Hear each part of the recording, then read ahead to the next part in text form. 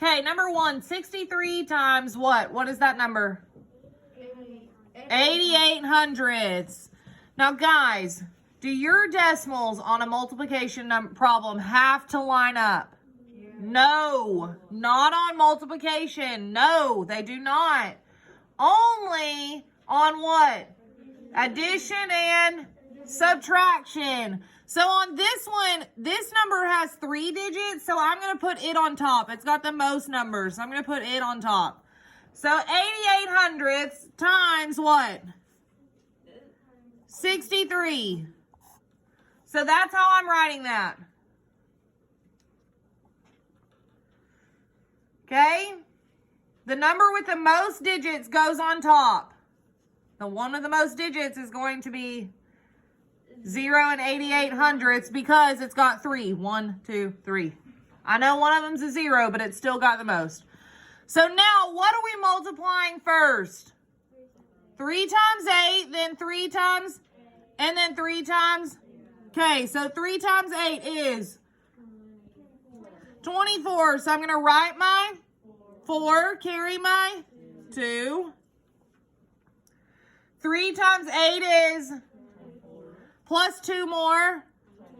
So I'm going to write my, carry my, okay. Now 3 times 0 is 0. Plus 2 more is 2. Make sure you're not skipping any steps. Okay. Now what do I need to do? I need to do some housekeeping. Add my 0 under my 4. Mark out my 3. And erase what I carried.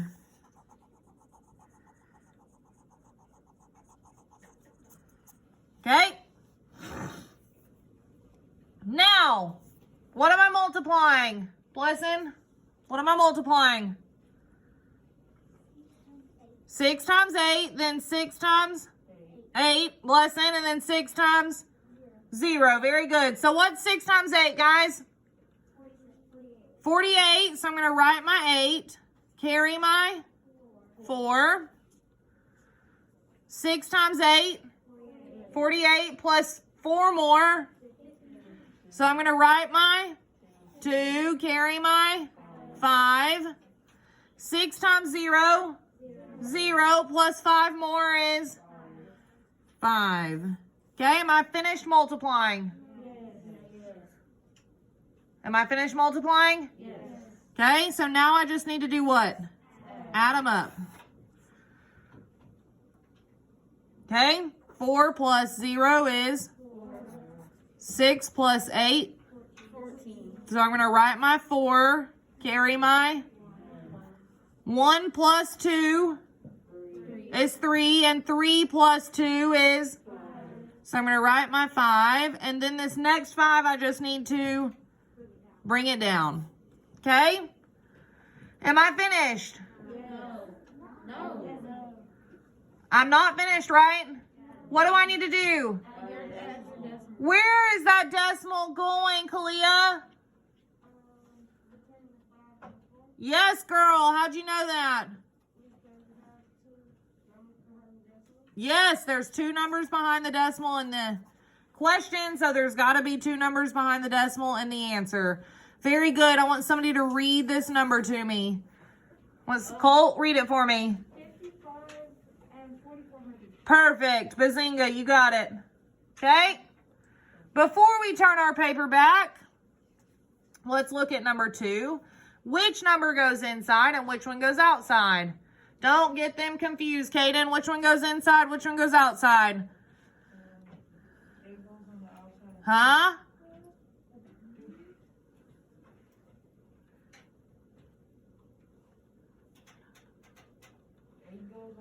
Huh? 3.2 goes on the outside, and 8 goes on the inside. Bazinga. He said 8 goes on the inside. You got me messed up now. 3.2 goes on the outside, and 8 goes on the inside. Now, guys, there's a problem. I've got a decimal on the outside, but not a decimal on the inside.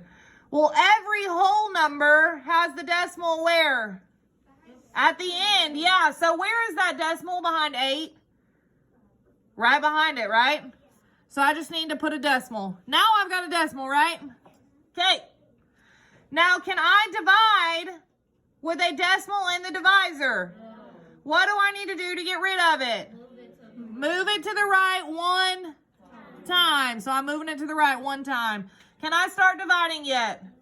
No. No. On the inside, I also need to move that decimal, what? To the right one. Okay, so I'm going to move it to the right one time. What do I need to add in that blank? A 0. And then when I moved it one time, it needs to go straight where? Up. Okay? Now, 32. How many times can 32 go into 8? 0. 0. So I need to put a 0 on top of the 8. How many times can 32 go into 80? 2 times. 2 times? Let's check. 32 times 2. What's 2 times 2? 4. And 2 times 3 is 6. Okay? So let's see if that's going to be right. We're going to put a 2 above the 0. And then 2 times 32 is 64. Okay? What's 80 minus 64? We had to borrow. 10 minus 4 is 6. 7 minus 6 is 1. So yes, 16. Now, can I have a decimal and a remainder? No. So what do I need to add? Add a 0 and bring it down. Bring it downtown. Okay? 32. How many times can 32 go into 160? 5 times. Does it go evenly? Yes? So what's 5 times 32? 160. 160 minus 160 is 0. Okay? How do I say my answer? I want you to say it again. Say it all together. 2 and 5 tenths. 2 and 5 tenths. Make sure you can see that decimal. It's nice and dark. 2 and 5 tenths. Everybody got it? Okay, let's keep moving. Number 3. 9 and 2/5 minus 3 and 1/2. First, I need to find a what, Trayvon? Common denominator. What is a common denominator between 2/5 and 1/2? 10. Okay, so let's change it. 2/5 changes to what over 10? 4 over 10. Sounds good to me. What did you have to do to multiply? Or what did you multiply by? 2 over 2. Okay? We also know, what is half of 10? 5. So half would change to what?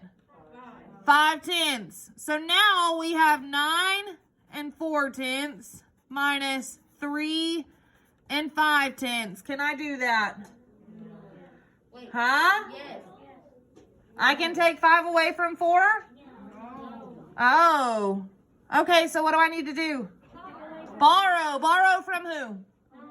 The 9. So that 9 changes to an 8. Which means how many tenths came out? 10 tenths. That 10 tenths get added back to the 4 tenths. So now I have 14 tenths. What is 14 minus 5? 9 tenths. And then what is 8 minus 3? 5. So do we agree that our answer is 5 and 9 tenths?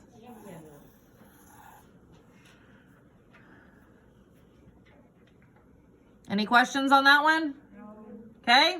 Number 4. Larkin bought a box of notepads for $8.32. There were 16 notepads in the box. How much did she pay per notepad. So what do we need to do? Divide, multiply, add, or subtract? Divide. We need to divide because it's telling me that this box that came with how many notepads in it? 16 is worth how much? $8.32. But it doesn't want to know about the whole box. It only wants to know about how many? 16. One of those notepads. So I need to divide. So what's going to go on the inside and what's going to go on the outside? 8.32 goes on the inside. 16 goes on the outside. And we're going to stop right there.